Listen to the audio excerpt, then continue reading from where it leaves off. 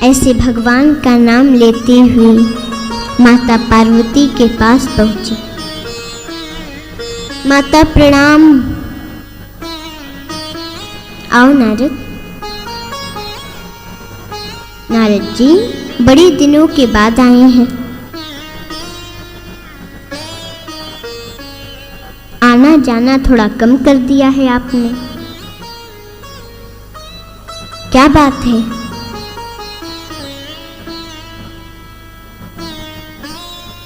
नारद जी ने कहा, माता क्या आना और क्या जाना, अब दुनिया में कहीं प्रेम नहीं है, सब दिखावा करते हैं, इसीलिए माता थोड़ा आना जाना कम कर दिया है।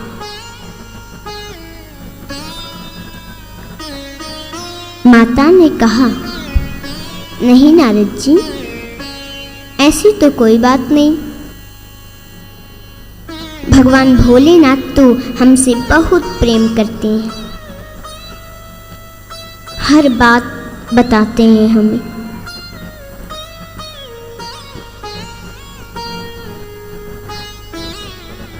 जो भगवान की झांकी मन में देखते हैं वो भी हमसे बताते हैं।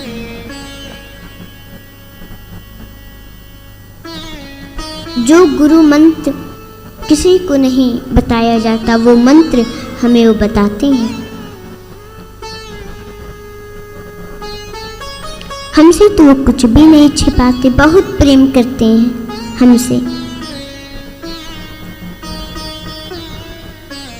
नारद जी ने कहा, माता यहाँ प्रेम है तो बहुत अच्छी बात है।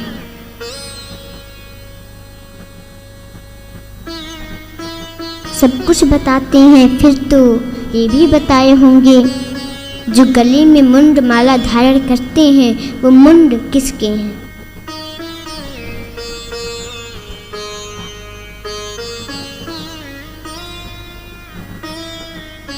माता पार्वती बोली, नारद जी ये तो हमसे वो नहीं बताए।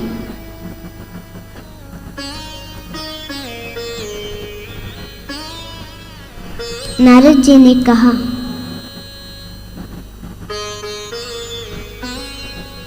कि माता वो प्रेम क्या खाक करते हैं, जो असली बात है वो बताते ही नहीं आपसे।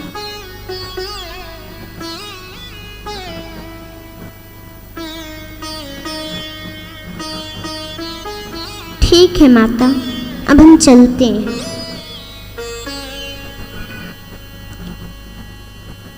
और वहां से फिर चले गए। रास्ते में जा रहे थे, भोलेनाथ मिल गए।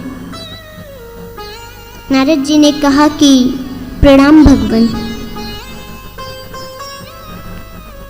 उन्होंने कहा, नारद कहाँ से आ रहे हो?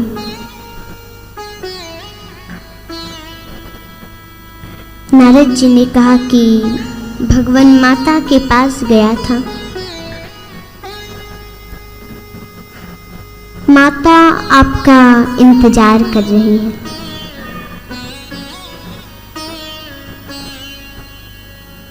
भगवान भोलेनाथ बोले, एक बात बताओ, जहां तुम चले जाओ वहां तो इंतजार ही होगा।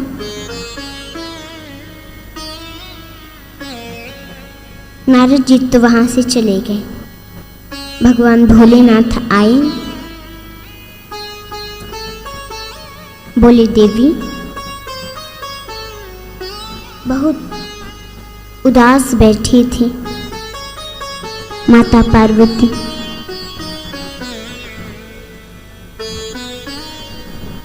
बोले, देवी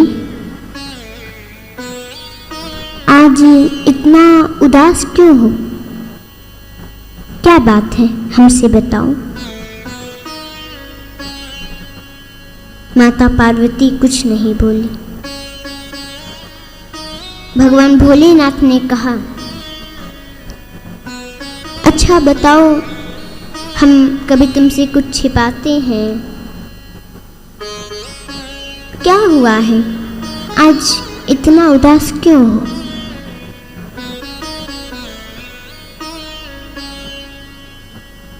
माता बोली, आपसे तो बात करना है बेकार है। भगवान भोलेनाथ ने कहा, बताओ तो बात क्या हुआ है। बोली, ऊपर से तो काले हैं ही आप, मन के भी काले हैं।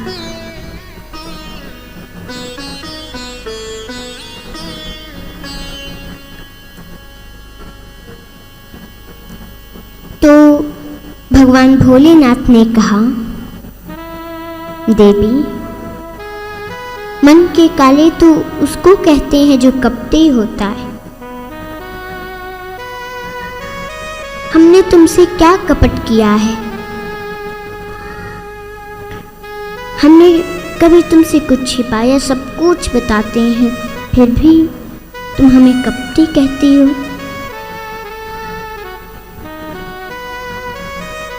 माता बोली, कहते हैं हम सब कुछ बताते हैं, तो ये जो गले में मुंड माला आप धारण किए हैं, ये मुंड किसके हैं? आपने कभी हमसे बताया?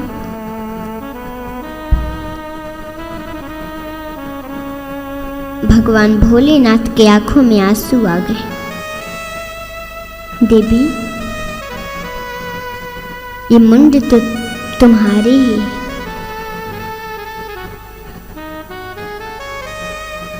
तुमने कभी हमसे पूछा नहीं तो हम भी बताना भूल गए, पर ये मुंड तो तुम्हारे ही है। जब जब आप अपने शरीर का परित्याग करती हो देवी, आपके मुंड को हम धारण करते हैं कि आपकी स्मृति बनी रहे, याद बनी रहे।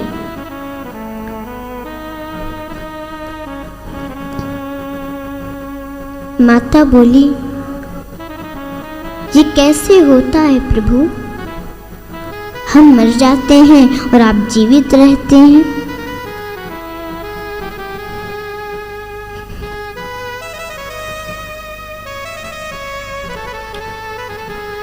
आप जीवित रहते हैं, ये कैसे हुआ? भगवान बोले कि देवी, ये सब तो अमर कथा का प्रभाव है। तुम्हें याद है, सती रूप में हम तुम्हें कुंभज ऋषि के पास ले गए थे कथा सुनाने।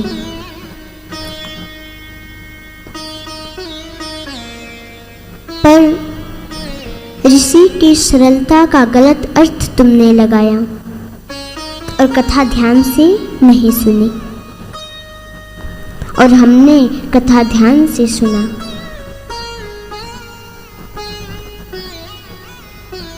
उसी का सब प्रभाव है।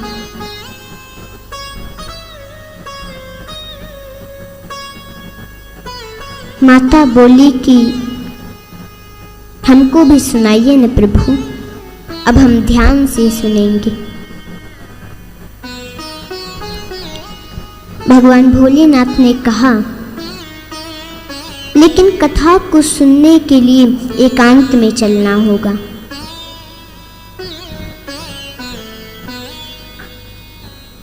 माता पार्वती बोली कि आप जहां ले चलेंगे वहां हम चलेंगे,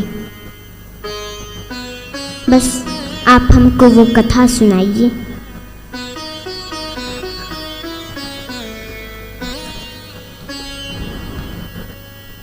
तो अमरनाथ क्षेत्र में भगवान भोलेनाथ लेकर आए और बोले, देवी, एक बात आपको मालूम है, जब हम भगवान का कथा कहते हैं तो हमारे नेत्र बंद हो जाते हैं, और जब बंद हो जाएंगे तो मैं कैसे जानूंगा कि आप कथा सुन रही हैं कि नहीं?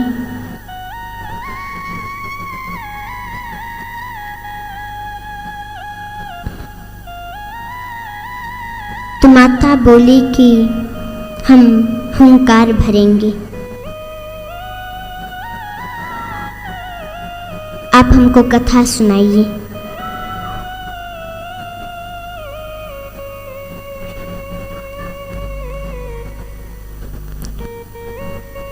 तो भगवान शंकर आंखों को बंद कर लिए और कथा सुनाने लगे।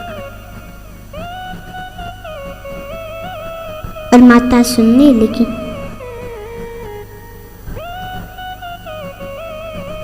पर महाराज अभी आधी कथा हुई थी, माता पार्वती बीच में ही सो गई।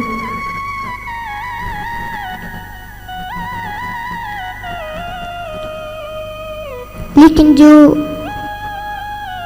अंडे के रूप में सुखदेव जी थे, वो अंडा फूट गया और उसमें से एक सुगा निकला और वही हुंकार भरने लगा और कथा सुनने लगा।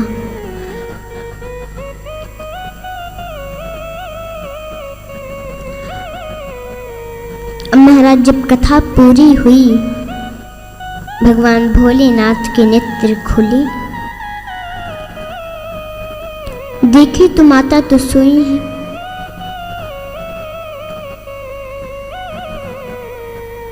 बोली जब ये सो गई तो कथा कौन सुन रहा था, हुंकार कौन भर रहा था।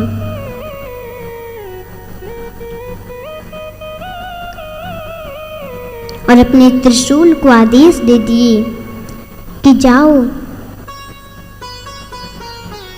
देखो यहाँ कौन है।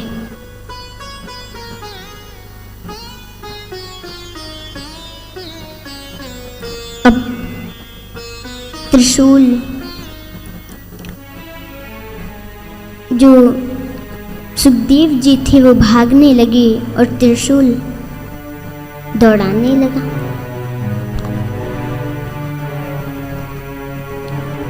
अब सुखदेव जी भागते भागते वेदव्यास जी की पत्नी वीटिका के मुख के रास्ते गर्भ में प्रवेश कर गए। पर त्रिशूल को जब कोई नहीं मिला, वापस चला आया।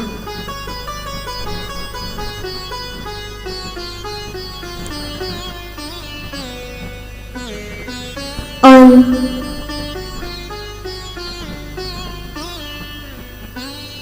सुखदेव जी माता वीटिका के मुख के रास्ते गर्भ में चले गए। कुछ समय बाद एक दिन वेदव्यास जी ने कहा, तुम जो भी हो बाहर आओ। तो सुखदेव जी गर्भ में से ही बोले कि मैं बाहर नहीं आ सकता। अगर मैं बाहर आऊंगा तो बाहर तो माया है, मुझे माया पकड़ लेगी।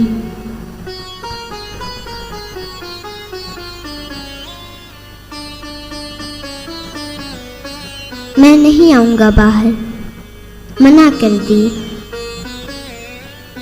तो फिर वेदव्यास जी ने कहा, हम तुम्हें आशीर्वाद देते हैं, तुम पर माया का असर नहीं होगा।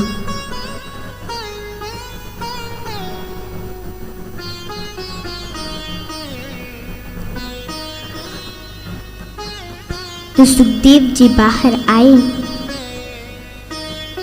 और बाहर आते ही वन को जाने लगे।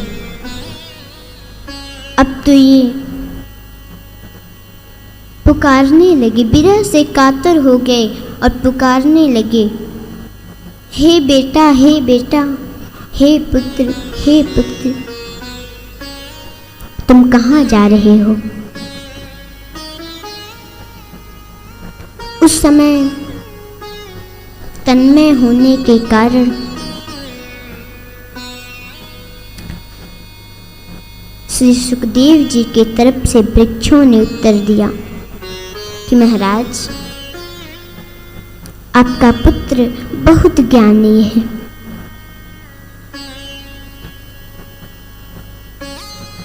और सुखदेव जी भजन करते हुए चले गए।